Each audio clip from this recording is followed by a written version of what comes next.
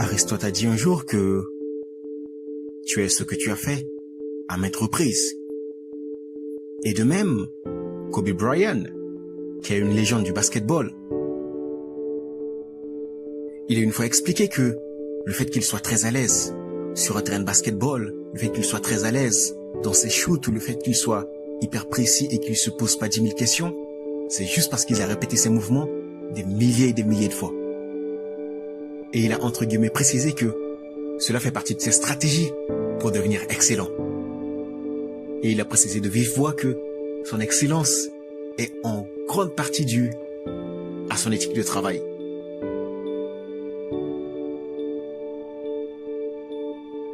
Lorsque j'étais au lycée, j'ai eu la chance de rencontrer un collègue qui était très fort en maths. Il était extrêmement fort. Et tout le monde voulait avoir ses bases solides, tout le monde voulait avoir les connaissances qu'il avait en maths. Comment il arrivait à analyser les problèmes et à s'en sortir. Comment il arrivait à les résoudre. Il était juste fascinant. Mais il n'était pas aussi motivé que lui. Son secret était très simple. Tout le temps, il avait son livre de maths dans sa poche. Le matin, il faisait les maths. Pendant les pauses, il faisait les maths. Le soir, il faisait les maths. Le week-end, il faisait les maths. Tous les jours, il faisait les maths. Avec un tel investissement, comment ne pas avoir de résultats? Il était motivé, il était inspiré, mais surtout, il a pris la décision de faire ce qui était important. Il savait que les maths avaient un gros coefficient. Il se disait qu'il devrait réussir son année. Il se disait qu'il n'avait pas droit à l'erreur. Il était resté focus.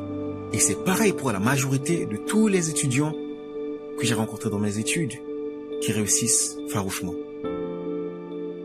La réussite, c'est quelque chose que tu vas atteindre difficilement par la chance. Peu importe les études que tu fais, peu importe les concours que tu prépares, peu importe les examens que tu prépares, peu importe les partiels que tu prépares. Deviens ce type d'étudiant qui préfère être à l'heure que d'être 10 minutes en retard. Deviens ce type d'étudiant qui préfère réviser ses cours, faire ses devoirs. 15 minutes tous les jours, 20 minutes tous les jours, 30 minutes tous les jours. Que d'attendre quelques heures avant l'examen, quelques heures avant le partiel, la dernière minute pour rendre ses projets. Les étudiants qui paraissent réussir facilement, ils ont des tâches bien organisées. Ils s'organisent pour terminer leurs devoirs à maison, leurs projets, leurs rapports à rendre, 1 semaine, 2 semaines en avance. Ils ne se laissent pas aller et ils s'appliquent dans ce qu'ils font. N'importe qui peut bâcler son travail. N'importe qui peut décider de réviser seulement quand ça l'arrange. N'importe quel étudiant peut penser juste de court terme et ne pas penser à ce qui va arriver après son diplôme s'il n'a pas les compétences requises, s'il n'a pas réellement acquis les compétences qu'il a acquis à l'école, s'il ne peut pas les mettre au service d'une entreprise.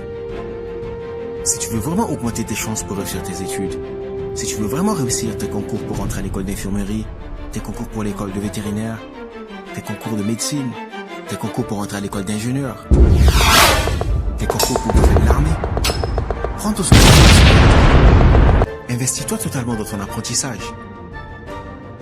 Cela ne va pas être tout le temps facile. Cela ne va pas être tout le temps amusant. Et j'en ai bien conscience. Je suis passé par là. Et une chose qui est sûre, c'est que après, tu vas te rendre fier de toi. Demande-toi ce qui est vraiment important pour toi entre ta distraction pour le moment, la fierté que tu vas avoir juste après l'accomplissement de ton objectif. Demande-toi c'est quoi le plus important. Que je m'amuse, que je ne prends pas ce que je fais au sérieux, que je rate mes études, que je sois déprimé à la fin de l'année.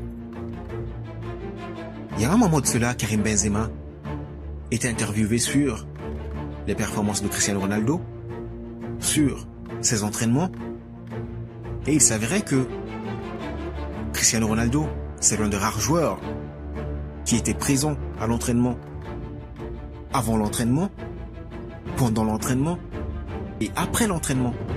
Il arrivait tout le temps avant les autres, il s'entraînait avant l'entraînement, pendant l'entraînement, il s'entraînait avec les autres, et après l'entraînement, lorsque tout le monde rentrait chez eux, il était toujours encore là en train de s'entraîner.